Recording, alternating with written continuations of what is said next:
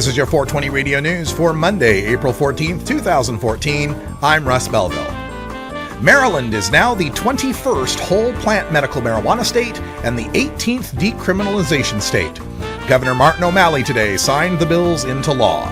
The medical marijuana bill does not yet define qualifying conditions or patient possession limits, but does mandate that 15 medical marijuana growers will be licensed to provide medicine for an undetermined number of dispensaries. The earliest medicine will be available for patients in Maryland is projected to be fall of 2015.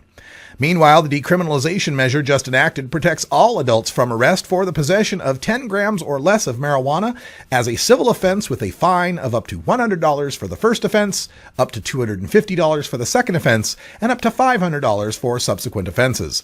Third-time offenders and individuals under 21 years of age will be required to undergo a clinical assessment for substance abuse disorder and a drug education program. The measure will officially go into effect on October 1st. A new marijuana vending machine is making its debut in Colorado this week. Zaz is a machine made by American Green and was demonstrated at a private event this Saturday prior to its unveiling at the Herbal Elements Dispensary in Denver. The machine uses biometric technology mandated under the Control Meth Act to verify the ID and age of the purchaser.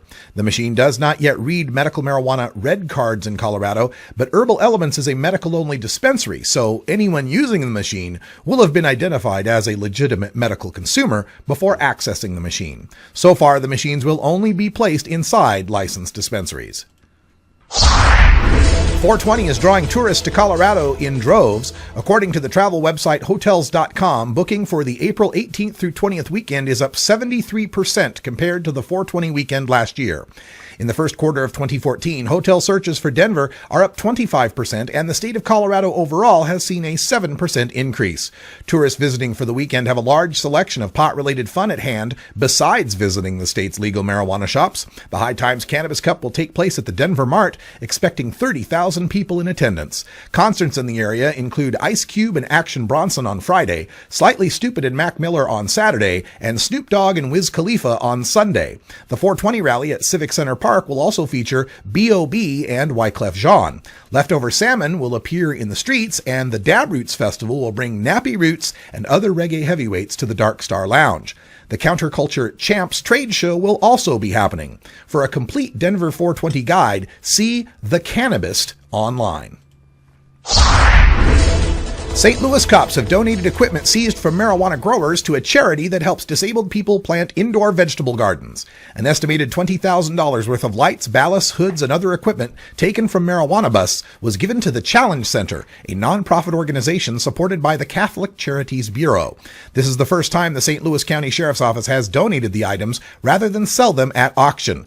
Sheriff Ross Littman said, quote, "I thought it could be of use to them. I know they will use it for a good cause. It didn't make sense to put the items back on the market. The equipment will now go to a good cause and won't end up in the wrong hands," end quote, said the sheriff, referring to marijuana growers who often frequent police auctions for low-cost equipment. The push for cannabidiol-only medical marijuana continues as Kentucky's governor has signed Senate Bill 124. This law was approved unanimously by the Kentucky House and Senate. It approves the universities of Kentucky and Louisville to produce and distribute high CBD oil to patients who have a recommendation from a university physician. The law simply exempts cannabidiol from the definition of marijuana, similar to how industrial hemp isn't considered marijuana. Kentucky becomes the third state to pass a CBD-only bill after Utah and Alabama. Meanwhile, CBD-only bills are in the works in Florida, South Carolina, Missouri, Mississippi, and Wisconsin. Florida Governor Rick Scott's executive order to drug test every state employee may be reviewed by the U.S. Supreme Court.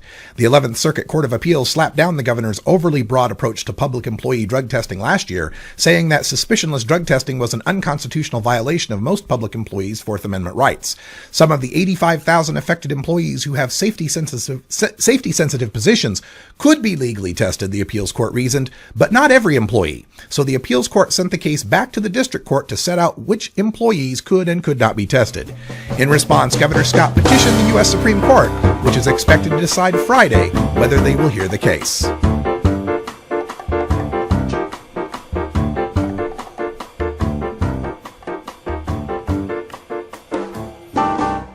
This has been your 420 Radio News for Monday, April 14th, 2014. I'm Russ Belville. Transcripts of 420 Radio News are available at our website at 420radio.org. When we come back, we'll go behind the headlines and investigate how Colorado's marijuana is killing nearby demand for Mexican brickweed.